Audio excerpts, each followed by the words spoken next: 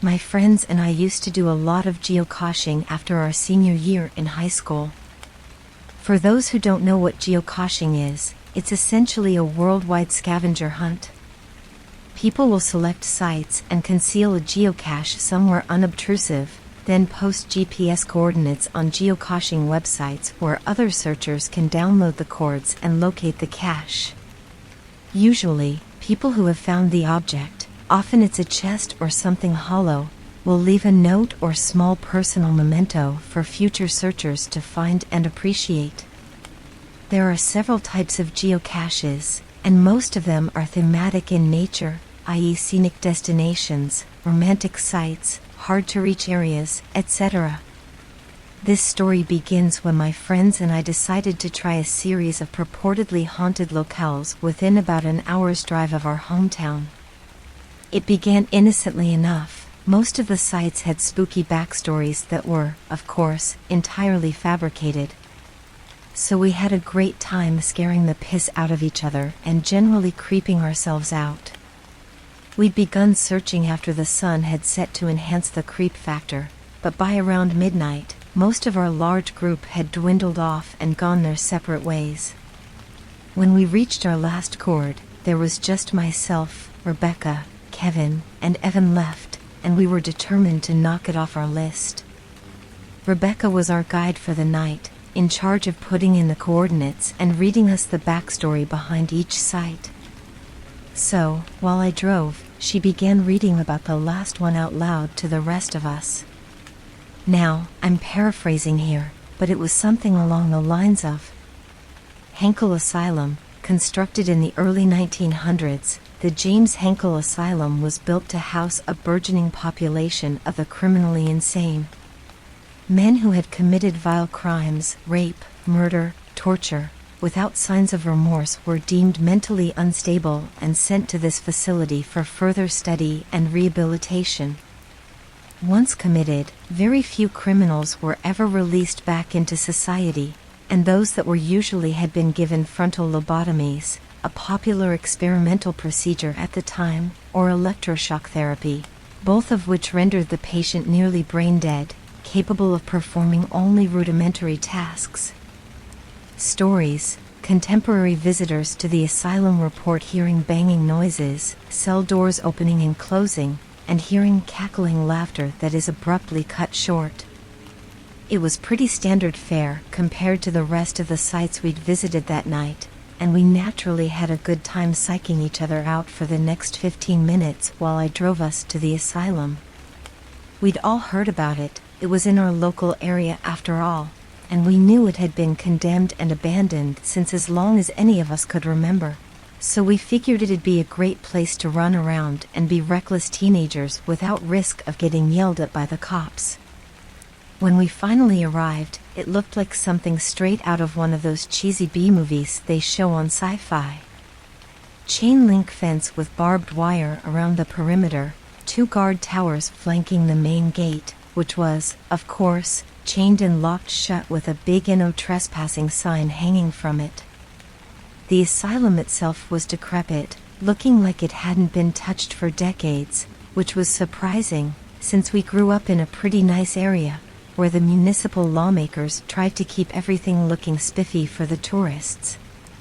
Needless to say, we promptly ignored the sign on the front gate and hauled ourselves over, cameras and GPS in hand, and walked towards the asylum.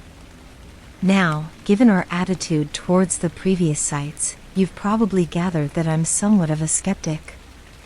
I believe that there are paranormal things that can't be explained yet, but I'm not exactly summoning demons in front of a bathroom mirror.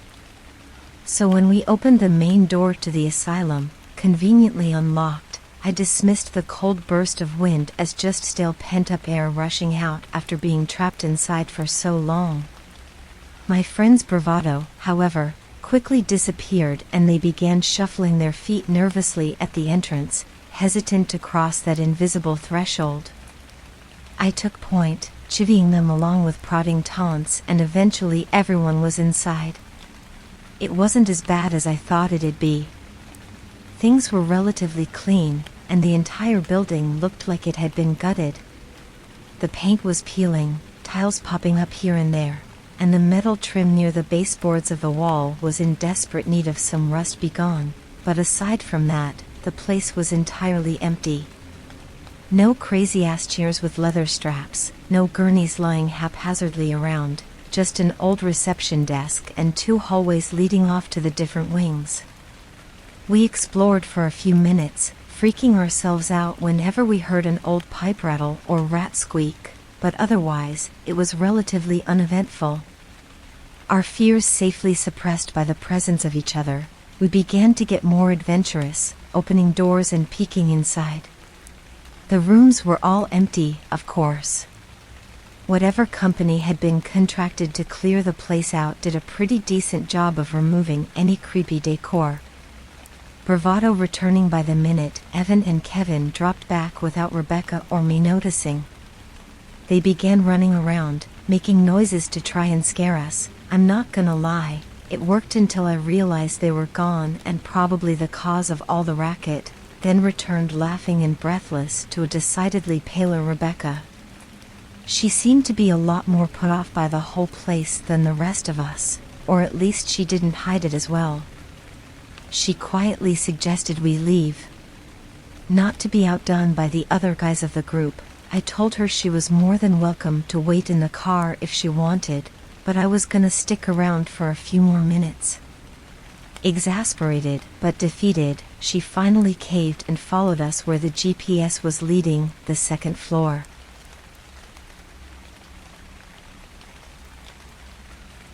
This is where I started to feel genuinely scared. Before, I was just kinda creeped out, but there was something about that whole floor that literally gave me shivers, despite it being a warm summer night. We started opening doors like before, but we were all a lot more sober about it. I guess I wasn't the only one who was feeling weird. Finally, about midway through the hall, we opened the door to a room, and there, lying in the middle of the floor, was an honest-to-God straitjacket. I'm not bullshitting you, every other room was devoid of objects, but there it was. A fucking straitjacket, in the middle of the floor of some random-ass room in a condemned mental asylum. We all kinda looked at each other with raised eyebrows, as if to say, guys? You seeing what I'm seeing? And of course, trying to be a macho man to show off for Rebecca, I piped up with the most ridiculous idea I could think of at the time. Dude, I'm gonna put it on.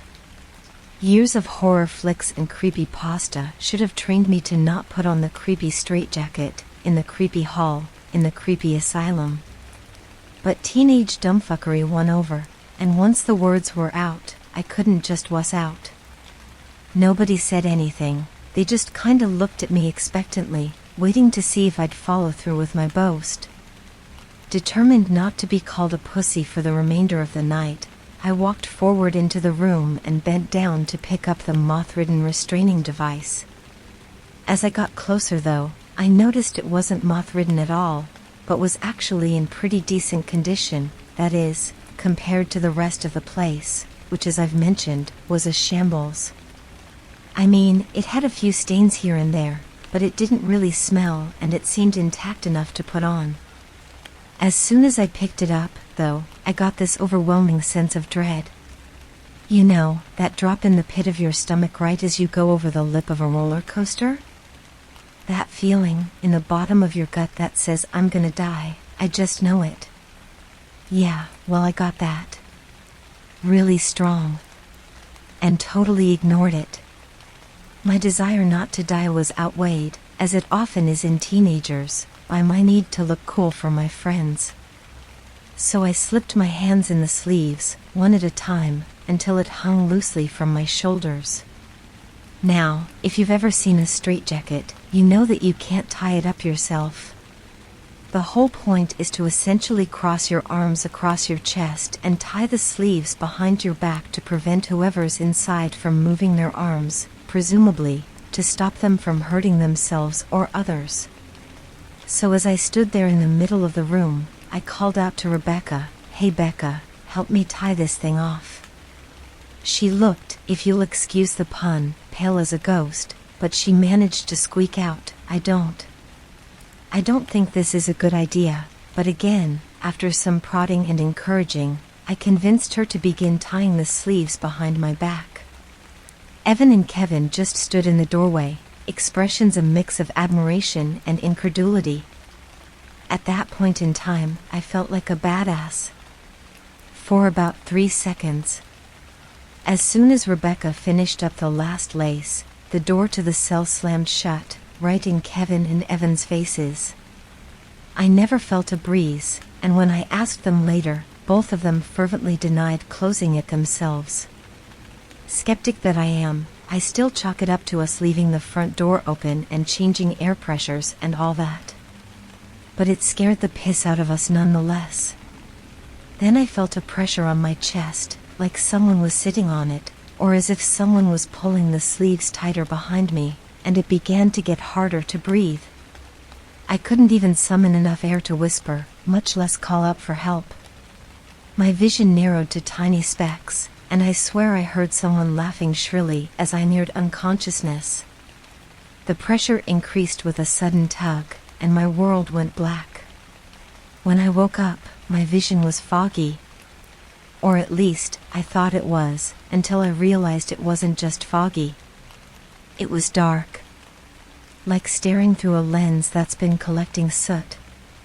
I blinked a few times, and the darkness wavered, but didn't dissipate. Now, I've passed out and blacked out before, but whenever I woke up, it was nothing like that. Either my vision gradually cleared up, or it was blurry, but never in my life have I been able to recreate the shadowy haze I saw in the asylum that night. Then, from the murky depths, 2 small pinpoints of light appeared a few inches in front of my face, glaring a lurid red, and a dim echo of the laughter I heard before surrounded me. As soon as they appeared, however, they were replaced by 2 brilliant shafts of incandescence, Evan and Kevin, shining flashlights down on my face.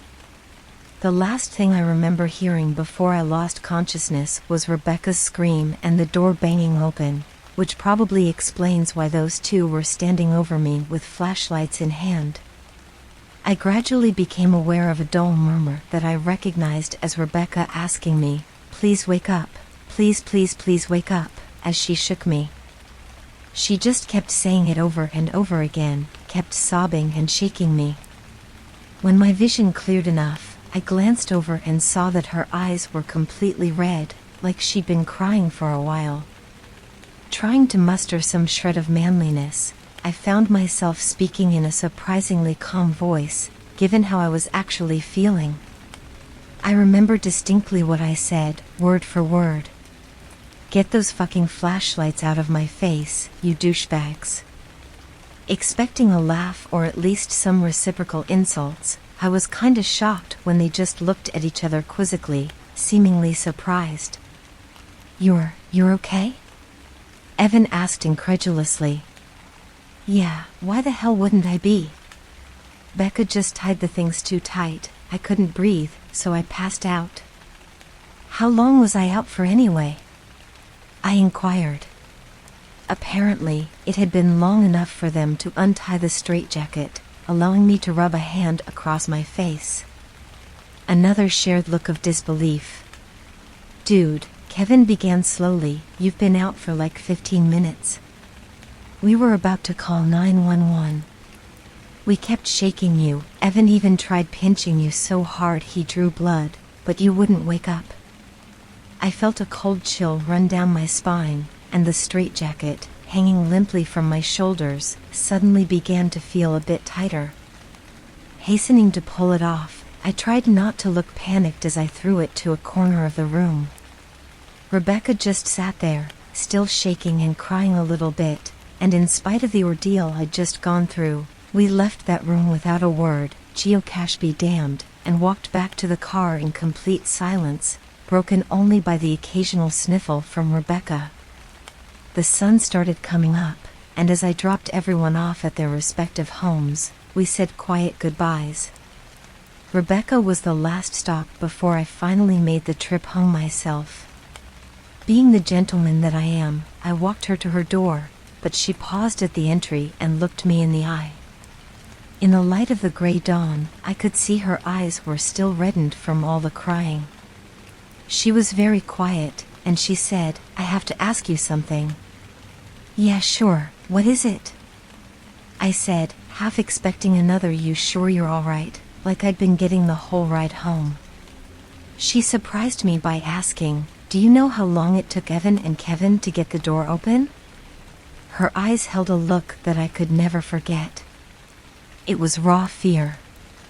Something happened in that fraction of time between me blacking out and them getting in there that had absolutely terrified her.